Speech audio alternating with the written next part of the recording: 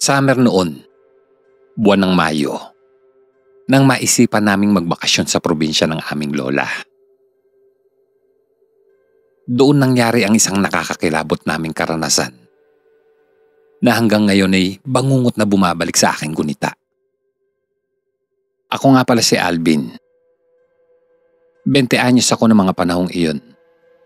Kasama ang kapatid kong si Gino na 16 anyos naman. At ang pinsan namin na tumatayong driver ay si Kuya Lito, 30 anyos. Kaya naman tiwala ang mga magulang namin at pinayagan kami makauwi ng probinsya. Matagal-tagal na rin kasing hindi kami nakakauwi sa ancestral house. Kaya naman sabik din kaming makita si Lola Remedios.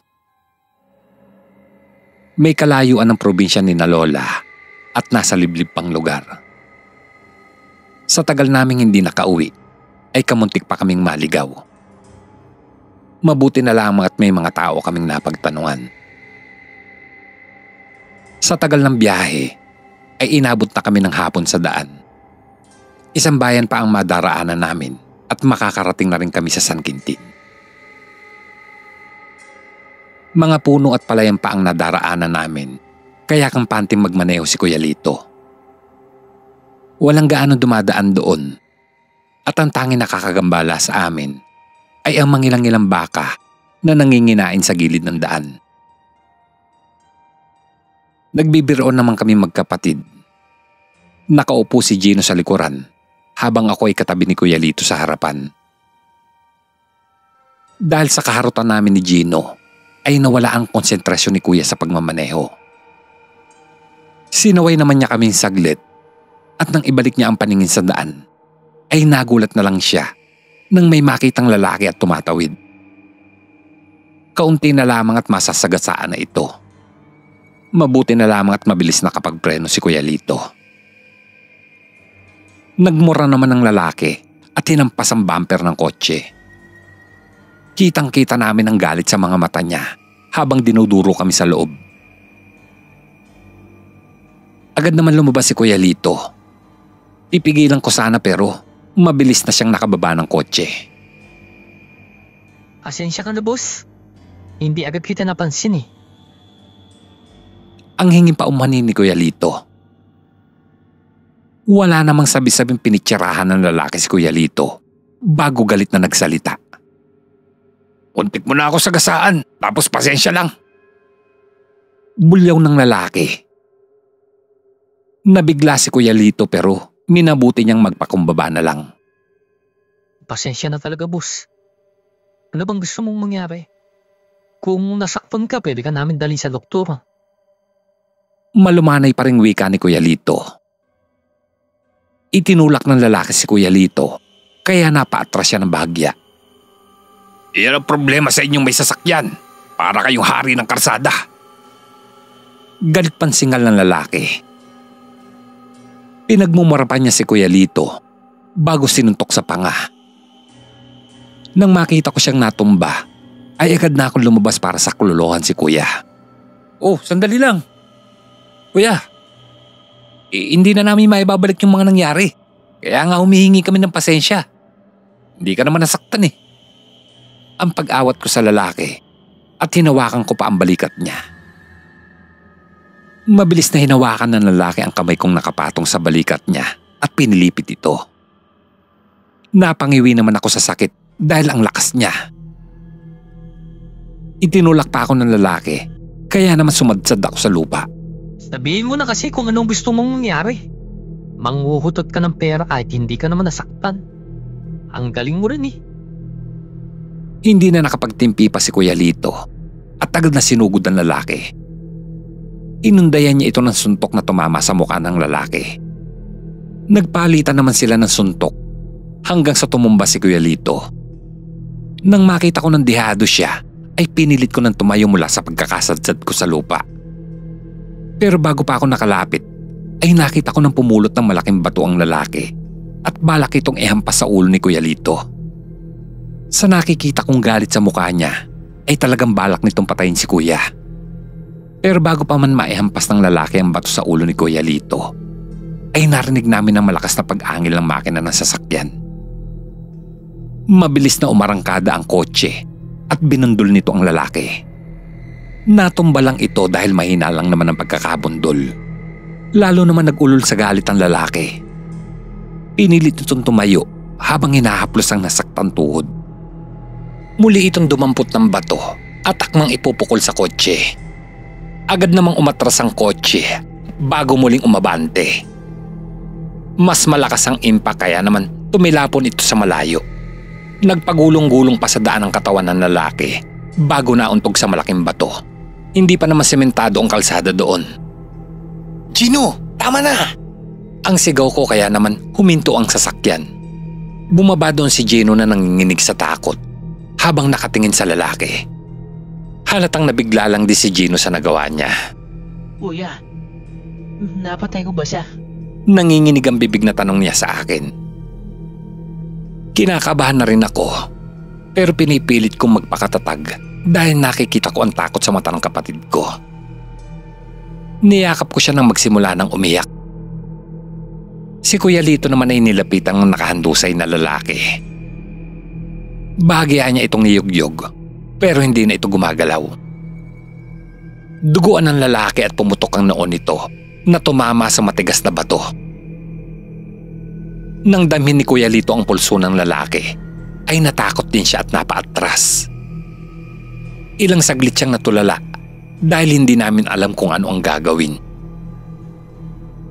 Nang makabawi sa pagkabigla, ay lumingon si Kuya Lito sa paligid. Nang makitang walang tao, ay agad niya kami pinasakay sa kotse bago nagmaneho papaalis.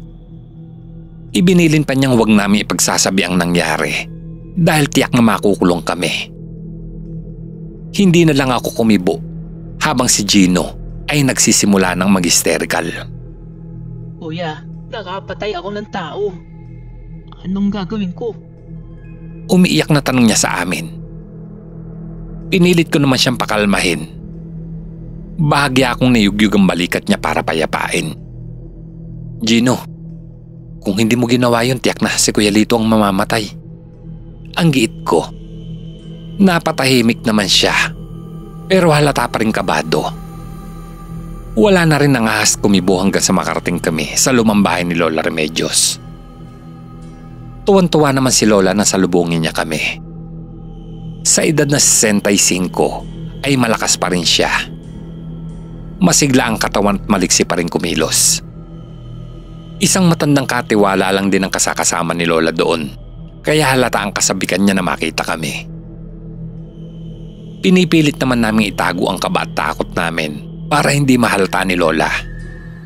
Wala pa rin ipinagbago ang bahay kahit matagal na kaming hindi nakabisita. Malinis at maayos sa bahay si Lola Remedios, kaya naman napanatili niya ang kagandahan ng bahay kahit luma na ito. Ang estilo ng bahay ay panahon pa ng Kastila, iyong may malalaking bintana na gawa sa kapis. Kaya naman gustong-gusto naming magbakasyon doon dahil sa preskong paligid. Habang kumakain kami ng gabing iyon, ay napansin pa rin ni Lola ang pananahimik namin, lalo na si Gino. Kilala niya kasi itong makulit at maligalig, pero nung panahong iyon ay tamilmil sa pagkain ng kapatid ko at natutulala. Tinanong kami ni Lola kung ano ang problema, pero walang umamin sa amin. Ayaw naming madamay pa si Lola sa problema namin. Hindi namin alam kung kanino lalapit dahil takot kaming makulong.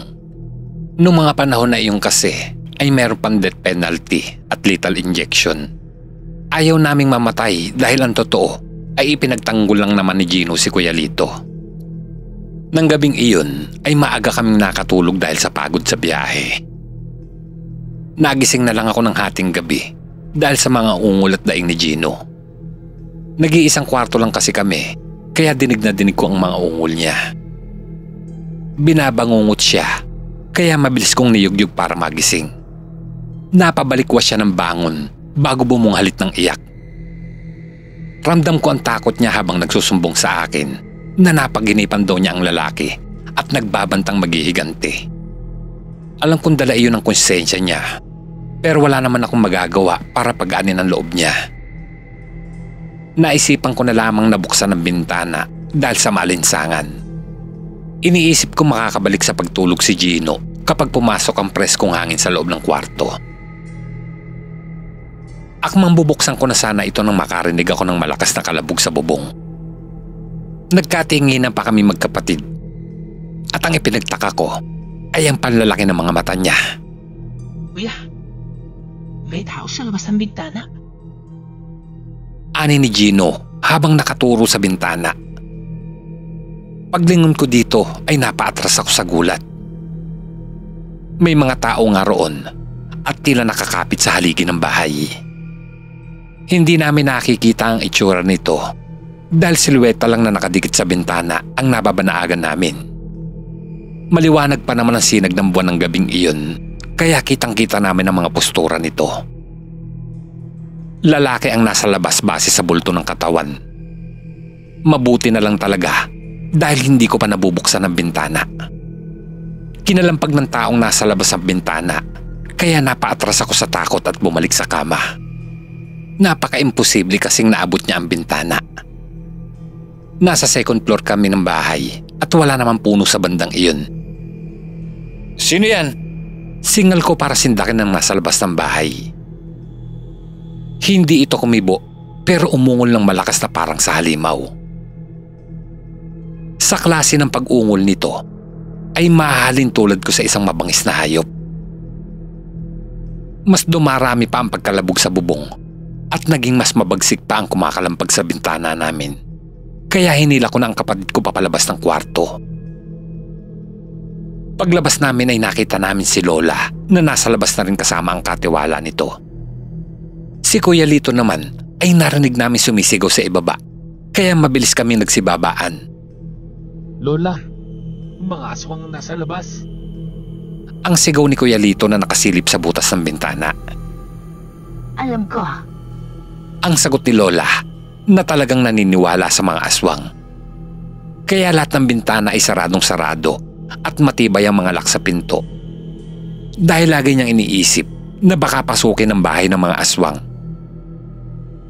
Ang ipinagtataka lang ni Lola ay kung bakit tila isang batalyon ng mga aswang ang sumugod doon ng gabing iyon. Halata pang agresibo ang mga ito. Tiyakin niyo nakasaradong mabuti ang mga bintana. Hindi nila basta masisira yan dahil matibay ang pagkakayari ng bahay na ito.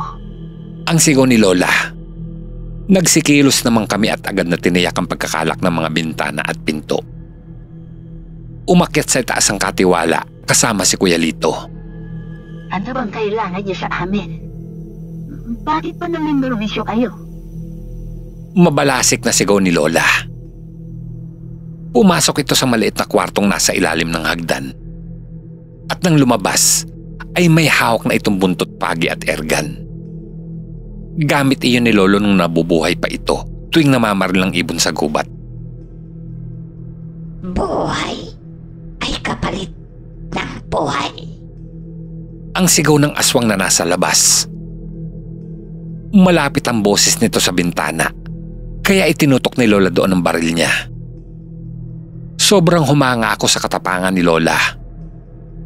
Sa kabila ng edad niya, ay kakikitaan pa rin siya ng lakas ng loob at pangangatawan. Hindi mo siya kababakasan ng takot dahil sanay na itong lumaban noong mga panahon ng hapon. Pinatay ng lalaki yan, ang anak ko. Walang awang sinagasaan hanggang sa mamatay. Wika naman ng babaeng aswang bago tumangis. Nakakarindi ang pagtangis nito na sinasabayan pa ng mga kalahi nitong aswang. Dahil doon ay tumigas ang anyo ni Lola bago itinutok ang paningin sa bintana kung saan naroon ang silweta ng aswang na kausap niya. Anak mo ang may balak na pumatay sa mga apo ko. Ipinagtanggol lang nila ang kanilang sarili. Kaya umalis na kayo. Mabalasik na singal ni Lola. Ibigay mo na ang apo mong sumagasa sa anak ko para mailigtas mo pa ang buhay ng dalawang pang apo. Buhay ang kinuha niya, kaya buhay din niya ang kapalit. Mariin din tugon ng aswang. Wala ako ibibigay sa inyo. Magkamatayan ako magkamatayan. Pero hindi mo makukuha ang apo ko. Ang sigaw ni Lola bago ikinasa ang baril at itinutok sa bintana. Kung ganon, buhay niyong lahat ang sisingilin naming kabayaran. Ang sigaw ng aswang. Bago pa man maiputok ni Lola ang baril, ay maliksin ang nakaalis sa tapat ng bintana ang halimaw. Inabot naman ni Lola ang buntot pagi kay Kuya Lito para maging handa kami kapag napasok ng mga aswang ang bahay.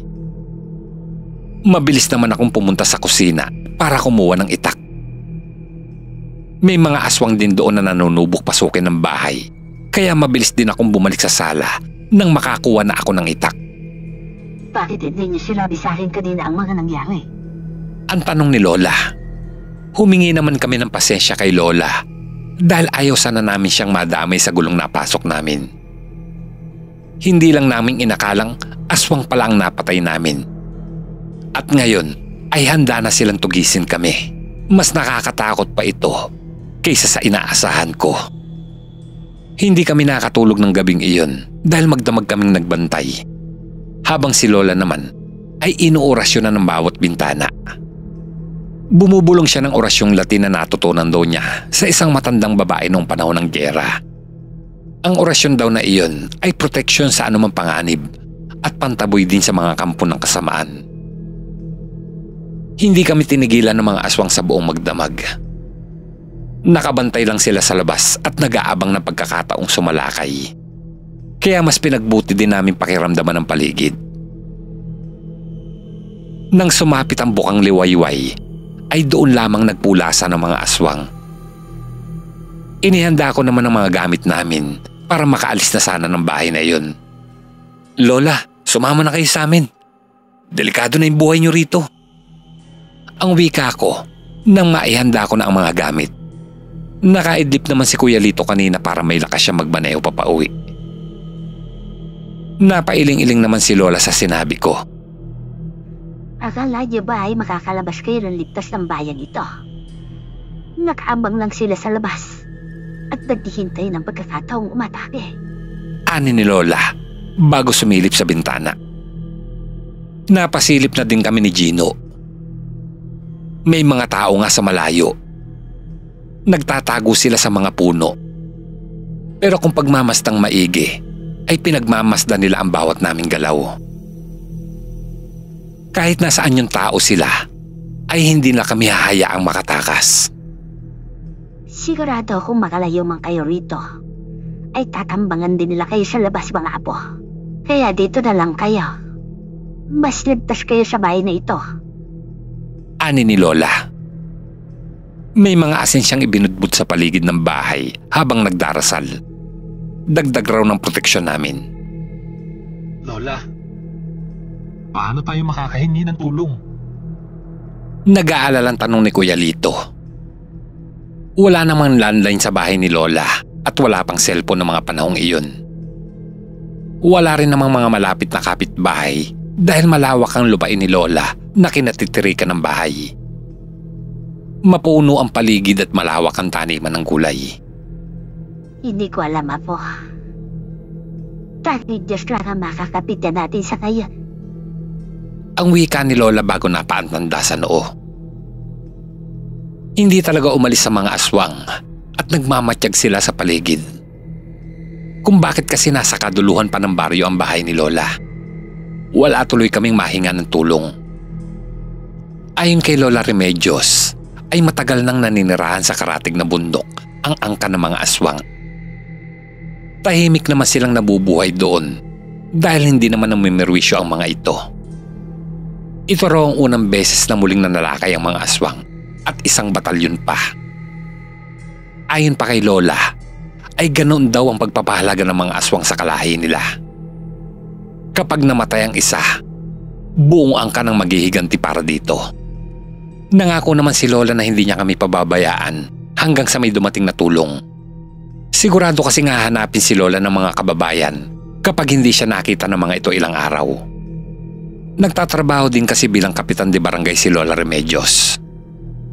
Nagluto naman ng itlog ang katiwala dahil hindi kami makalabas para kumuha ng gulay sa labas.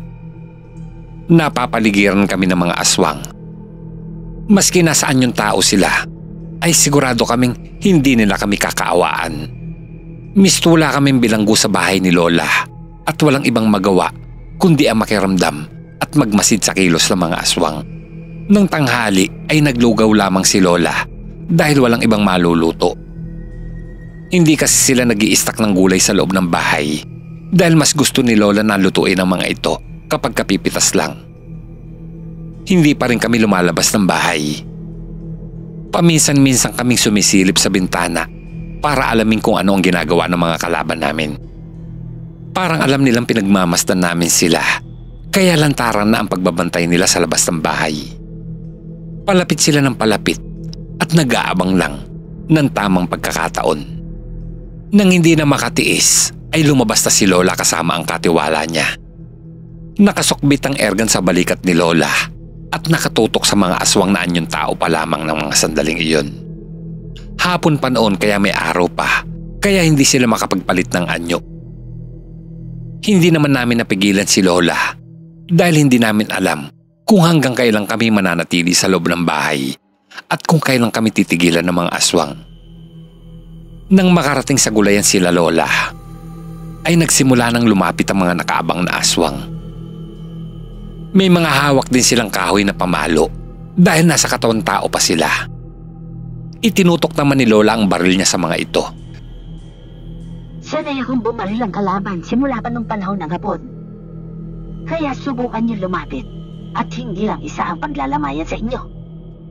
Pagbabanta naman ni Lola bago ipinahaging sa mga aswang ang bala ng kanyang baril. Dahil sa malakas na putok ay napaatras ang mga aswang, kaya sinenyasan ni Lola ang katiwala para mamitas na ng mga gulay. Titiyakin kung may tatamaan na kapag pinaputok uli ang baril na ito. Sige, subukan niyo lumapit. Mariing pagbabanta ni Lola.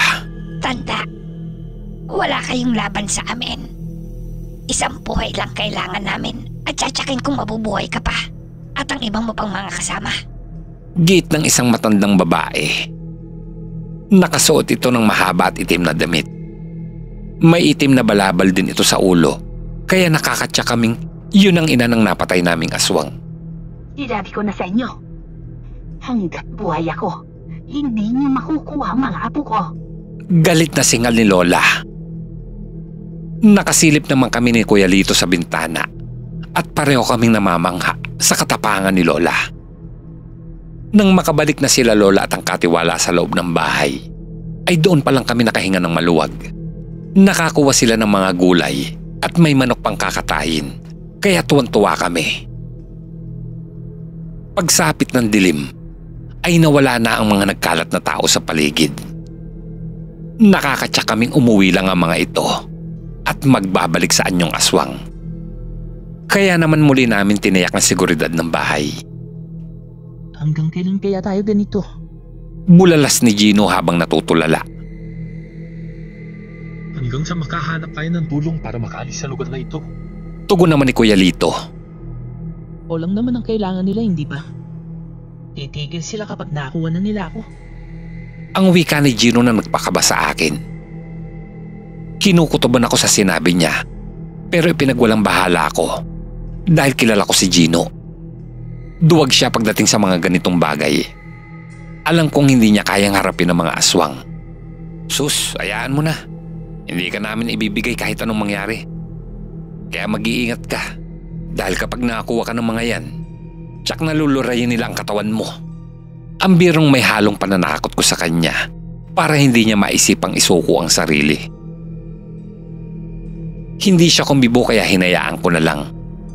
Mas pagtutuunan ko ng pansin ang pagtingin sa lak ng mga bintana. Pagkakain ng hapunan ay inutusan kong matulog na sina Lola at Gino. Hindi kami pwedeng sabay-sabay na magpuyat ngayong gabi, kaya dapat ay relyebo kami sa pagbabantay. Pagsapit nga ng 10:00 ng gabi ay nagsimula ng magdatingan ng grupo ng mga aswang. Sumilip ako sa siwang ng bintana at kitang-kita ko na may bitbit silang mahabang kahon na yari sa tabla.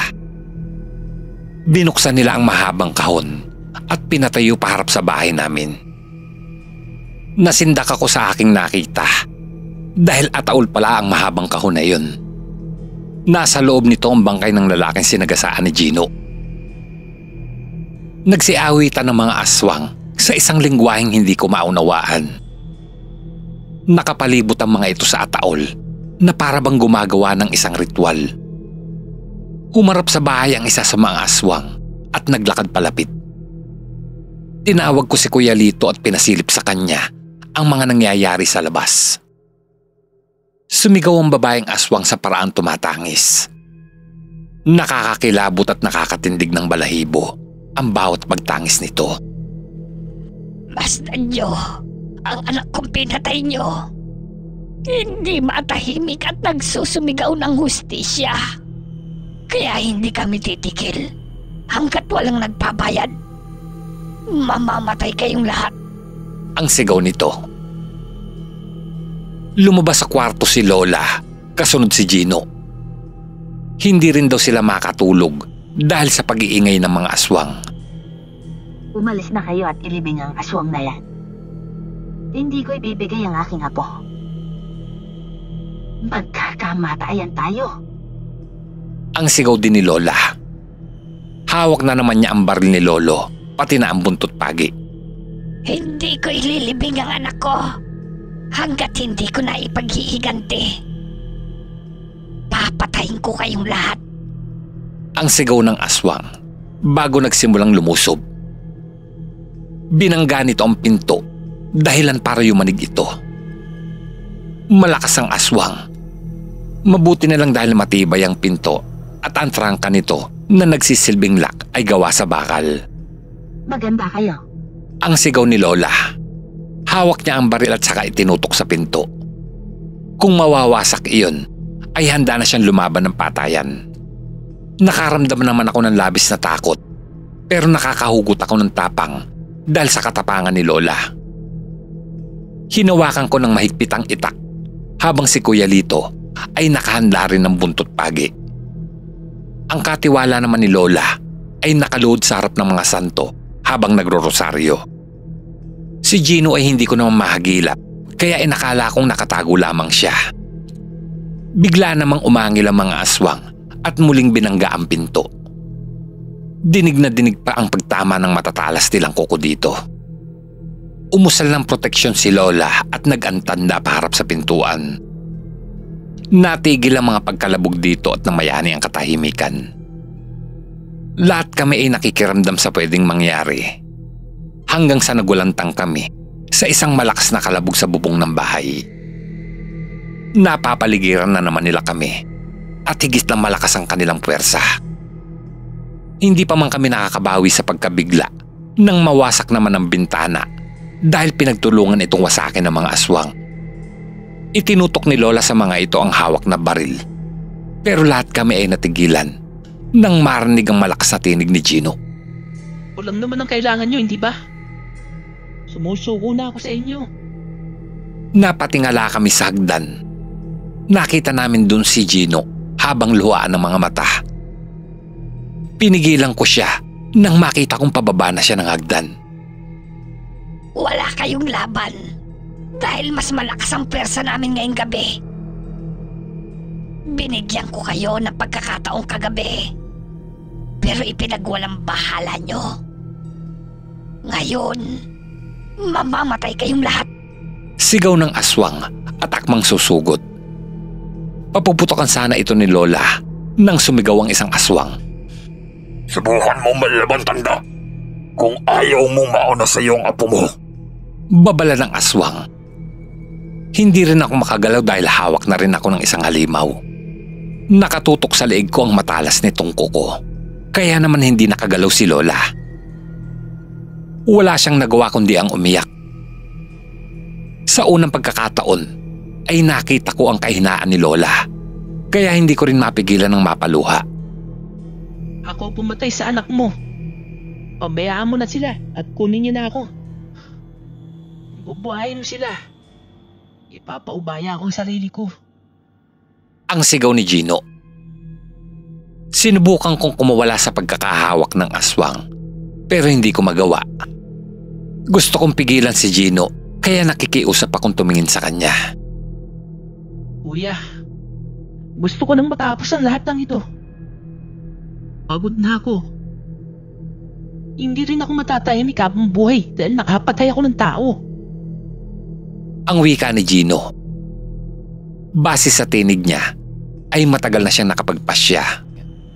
Siguro nang tanungon niya ako kung siya lang ang kailangan ng aswang ay nakapagpasya na siyang magsakripisyo. Halimaw sila, Gino. Hindi sila tao.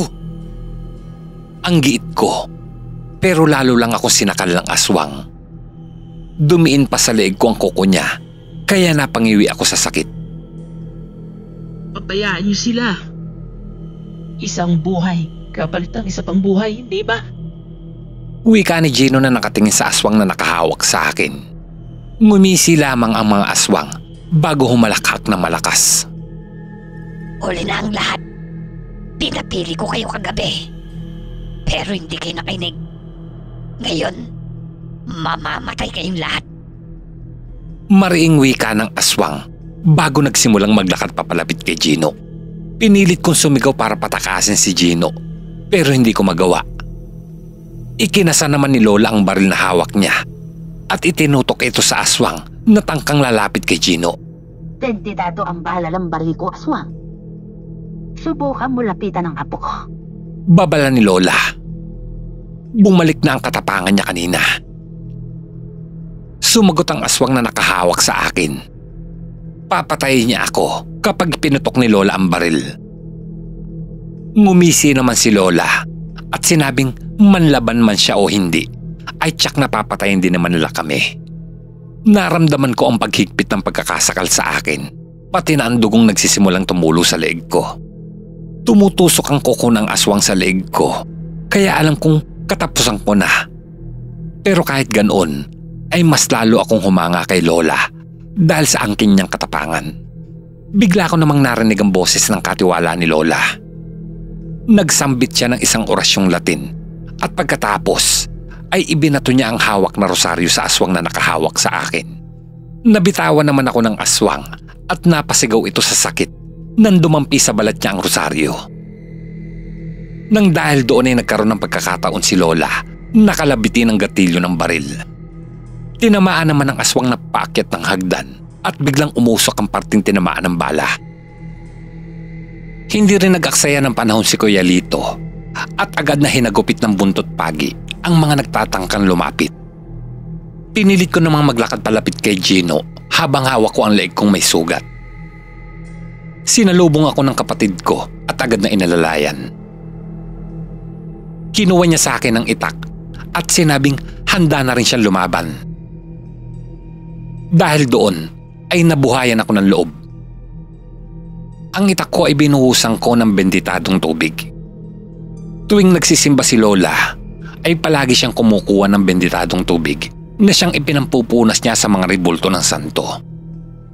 Mabuti na lang at may natira pa sa garapong lagayan nito na siyang ipinahid ko sa itak kanina. Hindi nauubos ang mga aswang na pumapasok sa wasak na bintana. Ngunit nang makita nilang dehado sila, ay muli nilang pinalibutan ng bahay.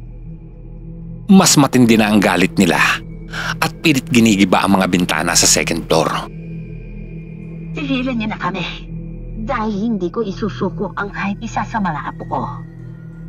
Kung magpipilit kayo, sisiguraduhin kong bago niyo kami mapatay ay malalagasan din kayo. Sige, nang magkamatayan tayo. Galit na sigaw ni Lola.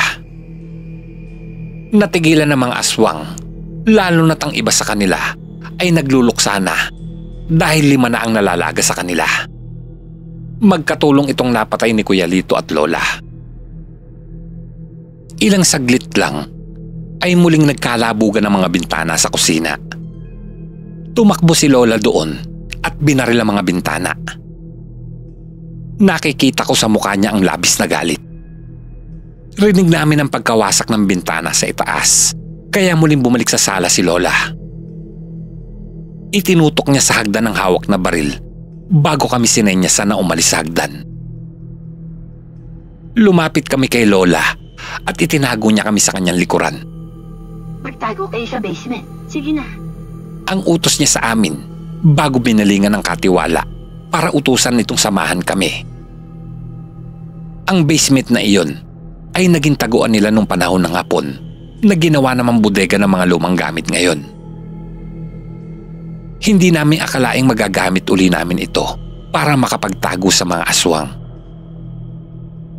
Lola, Paano ka? Nag-aalalang tanong ko. Umiling si Lola at bahagyang ngumiti. Ipinakita niya sa akin ang isang medalyon at ang sabi niya ay medalyon iyon ni San Benito. Ito ang naging anting-anting ni Lolo noong panahon ng Hapon at umaasa siyang mapoprotektahan din siya ng medalyon laban sa mga aswang. La, dito lang ako. Dalawa tayong lalaban. Ang wika ni Kuya Lito. Pero pinilit siya ni Lola na umalis. Iniangat na ng katiwala ang isang baitang ng hagdan na siyang nagsisilbing daan pababa sa basement. Matanda na ako, Apo. Batago na kayo. Sige na. Matigas na wika ni Lola bago kami pinagtabuyan. Rinig na namin ang mga yabag ng aswang sa kahoy na saig sa itaas ng bahay. Napapaiyak na lamang kami nang ipinagtulakan kami ni Lola. Nang makapasok kami sa loob ng basement, ay isinara ni Lola ang lihim na pintuan. Nakarinig kami ng mga putok ng baril. Gustong lumabas ni Kuya Lito, pero pinigilan siya ng katiwala. Rinig namin ang mga komosyon sa labas. Parang nagkakagulo sila. Puta, hindi ko na kayang magmukmuk dito. Abog pinapatay si Lola. Git ni Kuya Lito. Hawak niya ang buntot pagi at binili ng kami na huwag lalabas. Iniangat niya ng bahagya ang pinto at sumilip. Nakisilip din kami. Wala kaming nakitang aswang, kaya mas lalo pa itong iniangat ni Kuya Lito. Mas maliwanag na naming naririnig ang ingay sa labas. Kapitana, ayos lang ba kayo dyan? Ang sigaw mula sa labas ng bahay. Tinig ng mga tao ang naririnig namin, kaya naman nagkaroon kami ng lakas ng loob na lumabas sa pinagtataguan namin. Nagkalat ang aswang doon, pero anyong tao na sila. Hinanap namin si Lola at nakita namin siyang nakasiksik sa tabi ng mga santo. Narinig din niya ang mga nagkakagulong tao, kaya mabilis kaming sumilip sa wasak na bintana. Nagkalat doon ang mga barangay tanod na may hawak na sulo. Ang iba naman ay may hawak na sibat. May mga kalalakihan din na nagtatakbuhan habang hinahabol ang mga tumakas na aswang. Diyos ko, maraming salamat po. Napahagulgol si Lola, kaya agad namin siyang niyakap. Nawala ang katapangan ng mukha niya dahil sa labis na pag-iyak. Ang sabi ni Lola, sobra ang nararamdaman niyang takot. Pero sa oras ng laban ay walang puwang ang takot dahil iyon ang magpapatalo sa iyo sa laban. Sanay siya makipaglaban sa Hapon dahil gerilya sila ni Lolo noon. Pero ang ikinatatakot niya ay ang buhay naming mga apo niya. Doon namin napatunayan ang labis na pagmamahal ni Lola para sa amin. Narinig pala ng barangay ang malalakas at sunod-sunod na putok ng baril. Nagtataka pa ang mga barangay tanod dahil hindi nag-report sa barangay si Lola ng isang araw. Lagi raw nasa barangay hall si Lola. Kaya ng araw na hindi ito pumasok ay nagtaka na sila. Lalo silang naghinala nang makarinig ng mga putok ng baril. Kaya tinipon nila ang mga tanod, pati na ang iba pang mga kalalakihan na voluntaryo niya nagpapatrolya sa gabi. Nagdala sila ng mga armas at mga sulo dahil malakas ang kutob nila na nasa peligro ang buhay ng kanilang kapitana at iyon ay si Lola Remedios. Sakto ang pagdating ng mga tao. Natakot ang mga aswang sa grupo nila kaya nagpulasan ng mga ito papaalis. Nakahinga naman kami ng maluwag dahil dumating sa tamang oras ang hinihintay namin tulong. Buong gabing nagronda ang mga tanod at hindi nila kami iniwan hanggang sumapit ang umaga. Pagkagat ng liwanag ay sumugod ang mga tao sa pinaghihinalaang aswang sa lugar na iyon. Pero wala na silang dinatnan kundi ang mga abandonadong kubo. Tumakas na ang mga ito at hindi alam kung saan na nagtago. Inireport naman namin sa pulisya ang mga nangyari sa amin. Pero dahil wala namang maniniwala sa aswang, ay grupo na lang ng magnanakaw ang inilagay sa report. Nagpasya na rin kaming umuwi na at hindi kami pumayag na maiwan pa si Lola. Natatakot kami na baka balikan siya ng mga aswang para muling paghigantihan.